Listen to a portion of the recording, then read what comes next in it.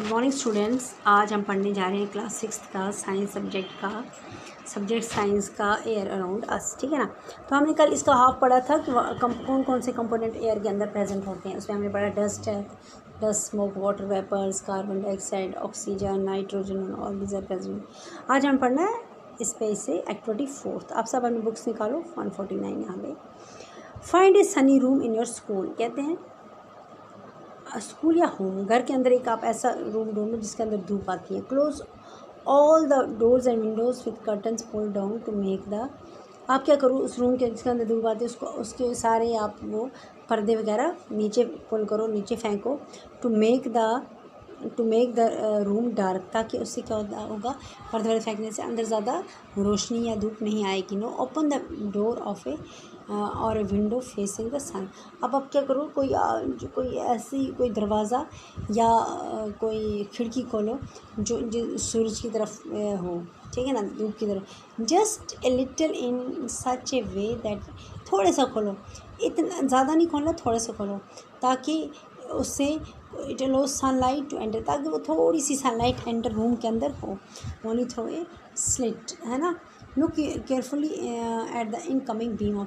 तो आप जो थोड़ी सी रोशनी ऐसे देखो, इस यहाँ पे पिक्चर में देखो, ये खोलिए, थोड़ा सा सुराख खोला है तो एक रे आ रही है। बाकी इसने सारे रूम को डार्क कर दिया, अंदर इसने पर्दे फेंक के इसको बिल्कुल डार्क कर दिया, तो एक थोड़ा सा आ रहा है। तो आपने क्या देखा, do you see, look carefully at the coming beam of sun, do you see some tiny shining particles moving in the beam of sunlight. आप देखो इसके अंदर कुछ शाइनी पार्टिकल्स आ रहे हैं, किसके अंदर, इस जो ये सन रेज आ रही है beam. What are these particles, ये पार्टिकल्स क्या होते हैं। ड्यूरिंग विंटर यू माइट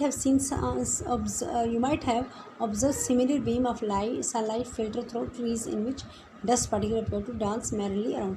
आपने विंटर्स में देखोगे ऐसी सनलाइट गिरती है किस पे, फ़िल्टर होके जाती है, फ़िल्टर थ्रू ट्रीज़ की तरफ से, इन विच, जहाँ पे डस्ट पार्टिकल्स होते हैं वो लगता है जैसे हवा में घूम रहे हैं, डांस कर रहे हैं वो डस्ट पार्टिकल्स रेज में। This shows that air also contain, इससे पता चलता है कि हवा के अंदर क्या है, डस्ट पार्टिकल होते हैं। दिखते हैं ना कभी कभी हमें। The presence of dust particles in air varies from time to time and from ये वेरी करते हैं, कहीं पे ज़्यादा होते हैं, कहीं पे कम होते हैं, ठीक है ना। और कहीं किसी जगह ज़्यादा होते हैं, किसी जगह कम होते हैं। We inhale air when we breathe through our nostrils. क्या हम हवा कैसे लेते हैं, हम ऑक्सीजन कैसे लेते हैं, जब हम अपनी नॉस्ट्रल से क्या करते हैं, ब्रीथ करते हैं।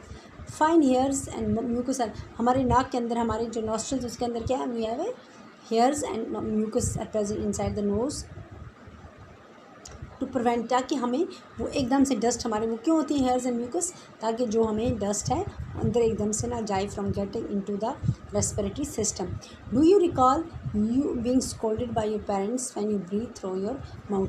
आपको पता है घर में जब हम मुंह से सांस लेते हैं तो हमें अपने पेरेंट्स बहुत डांटते हैं, if you do that harmful dust particle में। तो उससे क्या होता है, हमारे मुंह के अंदर कोई बाल तो नहीं है ना, कोई वैसे म्यूकस तो नहीं, तो एकदम से वो जो डस्ट पार्टिकल है, अगर मुंह से हम हवा लेंगे, मुंह से हम ब्रीथ करेंगे तो डस्ट पार्टिकल तो एकदम से मुंह के अंदर चले जाते हैं, अंदर एंटर हो जाते हैं, ठीक है ना। तो इसलिए हमें नॉस्ट्रल से ज़्यादा कोशिश करनी चाहिए ब्रीथ करने की, क्योंकि उसके अंदर जो हेयर्स और म्यूकस होता है वो प्रिवेंट करता है डस्ट पार्टिकल्स को अंदर जाने से। We may conclude that the air contain some gases, इससे पता चलता है कि हवा के अंदर कुछ गैसेज हैं, वाटर वेपर्स हैं और dust particle. The gas in air are mainly not, कौन सी गैस होते हैं, एक होता है नाइट्रोजन, दूसरा होता है ऑक्सीजन, स्मॉल अमाउंट, कुछ थोड़ा अमाउंट होता है किसका, कार्बन डाइऑक्साइड का, एंड मैनी अदर गैस, और भी गैस होते हैं। और देयर में be some variation in composition of air from पे, हो सकता है कोई वेरिएशन हो कंपोजिशन ऑफ एयर में जगह से जगह तक, तो कहीं पे कैसा, कहीं पे ज़्यादा आता हो नाइट्रोजन, कहीं पे ज़्यादा आता हो कार्बन डाइऑक्साइड, कम, ठीक है। We see the air contains mostly nitrogen, हम देखते हैं ज़्यादातर हवा के अंदर क्या होता है, नाइट्रोजन और oxygen. In fact these two gases together make up 99%, यानी 99% जो ऑक्सीजन और नाइट्रोजन इस हवा के अंदर होता है। बाकी 1% जो है, द रिमेनिंग 1% कंस्टिट्यूटेड बाय 1% के अंदर क्या होता है, carbon dioxide and few other gases, और कुछ थोड़े बहुत गैसेस और वाटर वेपर्स होते हैं। अब है अगला, how does oxygen become available to animals and plants living in water and soil. कहते हैं जो एनिमल्स एंड प्लांट्स रहते हैं कहाँ पे,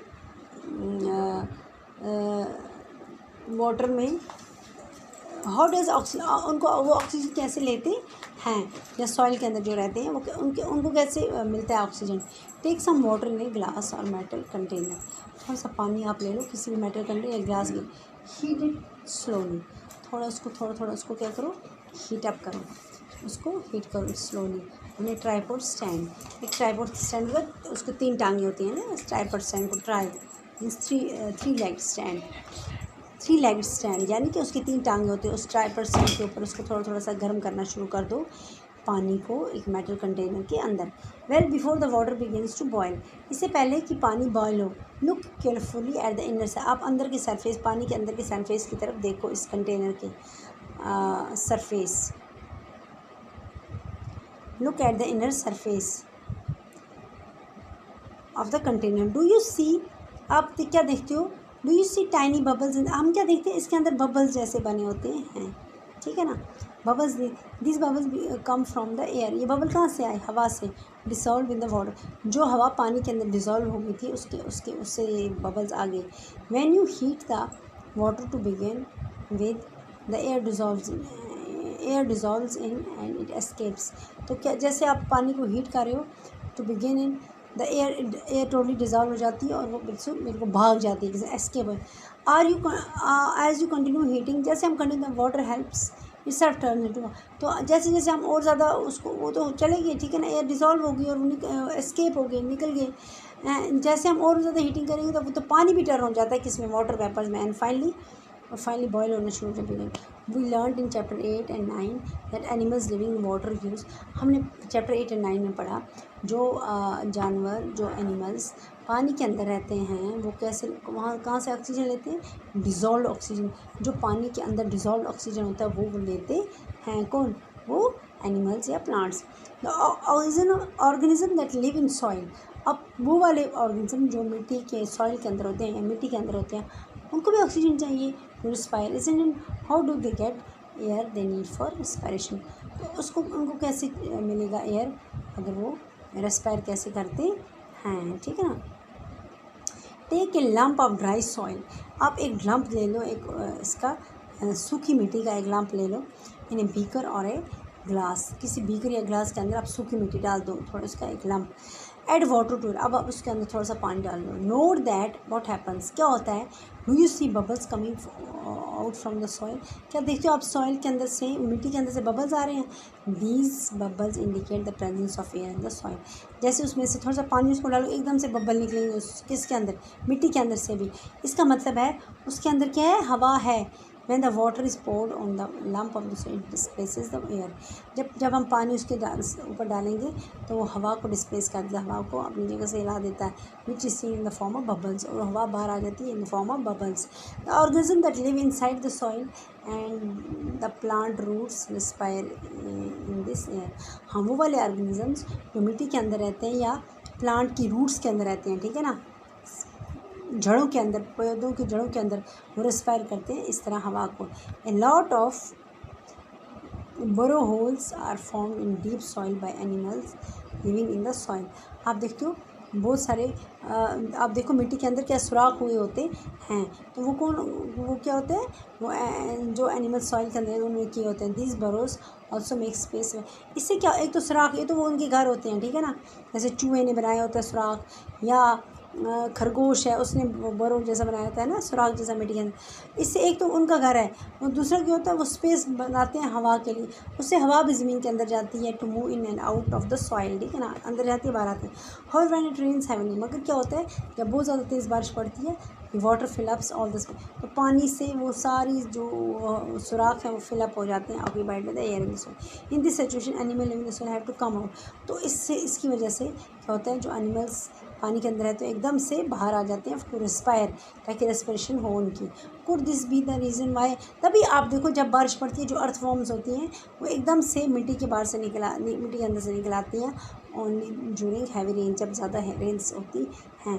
have you ever wondered why all the oxygen of atmosphere does not get used up to a large number, have you ever wondered why all the oxygen of atmosphere does not get used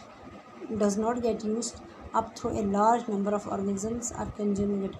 who is refilling the oxygen the, फिर से कौन से, कहते हैं कि आपने कभी ये सोचा है कि हर एक जितना भी ऑक्सीजन एटमॉस्फेयर का डज नॉट गेट यूज, क्यों नहीं यूज़ होता है? आप for large number of organism क्यों नहीं यूज़ इसको कर सकते हैं?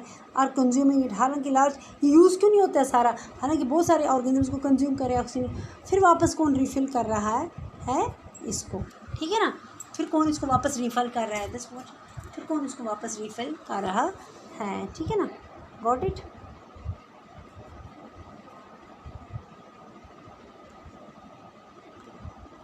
Who is refilling oxygen in the atmosphere. तो ठीक है बच्चों, तो आज हमने ये पढ़ा यहाँ तक, तो कल हम इसका बाकी वाला पोर्शन पढ़ेंगे, how is the oxygen in the atmosphere replaced. तो ऑक्सीजन किस तरह रिप्लेस होता है एटमॉस्फेयर के अंदर, ठीक है? ओके।